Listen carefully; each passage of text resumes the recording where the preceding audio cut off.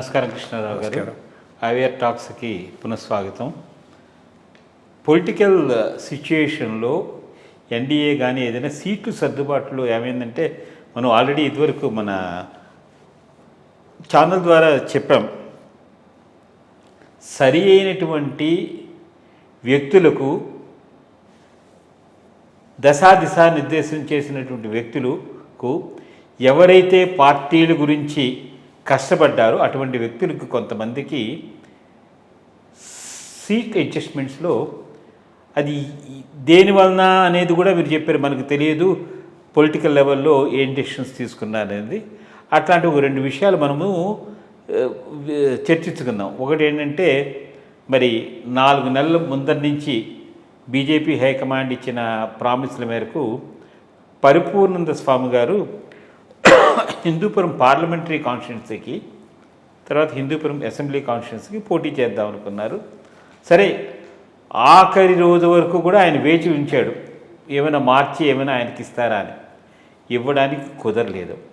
అందువలన ఆయన బయటకు వచ్చి మరి ఎవరు త్యాగం చేయాలనే దాని మీద మనం డిస్కస్ చేసుకున్నాము. ఆయనే చెప్పారు, we really sympathize him because he did not get the BJP seat in Hindupur MP are assembly constituency. So దానికి ఆయన కొంచెం అంటే రివోల్ట్ అని కాదు, బట్ నేను ఇంత కష్టపడి ఇది చేశాను, నా వెనకాల మనుషులు ఉన్నారు చేస్తారు అని చెప్పేసి కొంతమంది ప్రశ్న వేశారు. ఏమంటే మరి మొదట్లో పార్లమెంట్ సీటుకి వేస్తూ ఉన్నారు, మరి ఇప్పుడు మీరేమో అసెంబ్లీ సీటుకే కన్ఫైన్ అయ్యారు అని అంటే ఆయన అన్నారు, ఏదో అమ్మవారి దేవలన ఇది హిందూపురము, అందువలన నా వెనకాల చాలామంది వ్యక్తులు ఉన్నారు వచ్చి వేస్తారు కాబట్టి ఎలక్షన్ ఆయన చెప్పింది కూడా చాలా సబ్గా ఉంది. ఎలక్షన్ క్యాన్వాసింగ్ క్యాంపెయిన్ చేయడానికి జస్ట్ మొన్ననే ఆయనకి అగ్గిపెట్టి గుర్తిచ్చారు. సో నాకు పార్లమెంట్ కాన్స్టిట్యున్సీస్లో అన్ని చోట్లకి వెళ్ళడం చాలా కష్టం కాబట్టి నేను ఓన్లీ అసెంబ్లీ దానికి కన్ఫైన్ అయిపోయి కంటెస్ట్ చేస్తున్నాను. డెఫినెట్గా అందరూ యొక్క మద్దతు మీద నేను ఇక్కడ చేస్తున్నాను.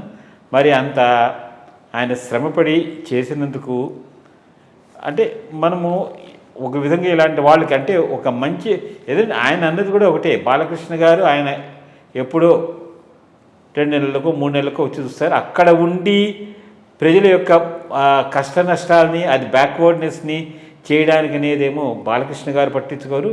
అట్లాగే వైఎస్ఆర్సీపీ ఆవిడేమో బెంగళూరులో రియల్ ఎస్టేట్ అదంతా చూసుకుంటుంది, ఆవిడకి కుదరదు. అందువలన నేను ఇక్కడే ఉండి అవసరమైతే ఢిల్లీ వెళ్ళి మోడీ గారితో కూడా మాట్లాడి లేకపోతే అసెంబ్లీలో ఇది చేసి మీకు నేను సమన్యాయం చేస్తాను, నా కమిట్మెంట్ ఇది, రాజకీయాల్లో స్వచ్ఛతని పారదర్శకతని తీసుకొస్తానని ఆయన చెప్పడం అయింది. అట్లాగా ఆయన హిందూపురంలో ముందుకెళ్తున్నారు. అట్లాగే మనం చూస్తుంటే కొంచెం జొన్నావిత్తులు గారు ఆయన కూడాను విజయవాడలో ఆయన కంటెస్ట్ చేస్తున్నారు. చాలామంది సంఘాల వాళ్ళు వీళ్ళు వాడు అందుకు కూడా జొన్నావిత్తులు గారికి సహాయం చేయాలి. ఆయన కూడా ఏంటంటే ఒక కవి కాబట్టి ఆయన భావం ఎందుకు చేస్తున్నారు అనేది కూడా చేశారు. ఇట్లాంటి కొంతమంది ఉన్నారు వ్యక్తులు. వీళ్ళిద్దరిని ఒక జస్ట్ 2 ఇన్స్టెన్సెస్ కింద తీసుకున్నాను నేను. ఇట్లాంటి వాళ్ళకి అంటే ఒక దృక్పథంతో ఓటు వినియోగించుకునే వాళ్ళందరూ వాళ్ళకి సపోర్ట్ చేయవచ్చా అనే దాని మీద మీ అభిప్రాయం? మొట్టమొదటిది ధనబలం, అంగబలం, కులబలం, కుటుంబ బలంతో రాజకీయం చేస్తాం, గెలుస్తామనుకునే వాళ్లను ఓడించాల్సిన బాధ్యత ప్రజలపైన ఉన్నది. ఎందుకంటే డెమోక్రసీలో, ప్రజాస్వామ్యంలో ఈ 4కి తావులేవు. దురదృష్టం ఏంటంటే వచ్చే ప్రతి అభ్యర్థి దేంట్లోనో ఒక దాంట్లో ఐడెంటిఫై అయిన టైప్లోనే వస్తున్నారు. అటువంటివి ఏవీ లేకుండా ఈరోజు ఎన్నికల్లో నిలబడి పోటీ ఇస్తున్నటువంటి 2 వ్యక్తులు హిందూపురంలో పరిపూర్ణానంద స్వామి, విజయవాడ సెంట్రల్లో జొన్నావిత్తుల గారు. అట్లీస్ట్ ఎవరు గెలుస్తారు ఎవరు గెలవరు అనేది ఇర్రెలవెంట్. ఎవరు గెలిచినా కానీ పెద్ద పురిగేది ఏమీ లేదు ఈ రోజున్న పరిస్థితుల్లో. ఈ ఇద్దరికి మాత్రం ఓటర్లు అండగా నిలబడాల్సిన అవసరం ఎంతైనా ఉన్నది. అది తప్పకుండా అది ఒక బాధ్యత కింద చేయాలి. హిందూపురంలో ఉన్నటువంటి ఓటర్లు పరిపూర్ణానంద స్వామి గారికి ఓటేయటం ద్వారా వారసత్వం, కుటుంబం, కులం, అర్థం, అంగబలాలకు అర్థం లేదు అని చెప్పగలరు. అదొక ఆపర్చునిటీ వాళ్ళకు. కాబట్టి నా అపీలు హిందూపురంలో ఉన్నటువంటి ఓటర్లందరూ వాళ్ళ విచక్షణను ఉపయోగించి పరిపూర్ణానంద స్వామి గారికి తప్పకుండా ఓటేయాలి.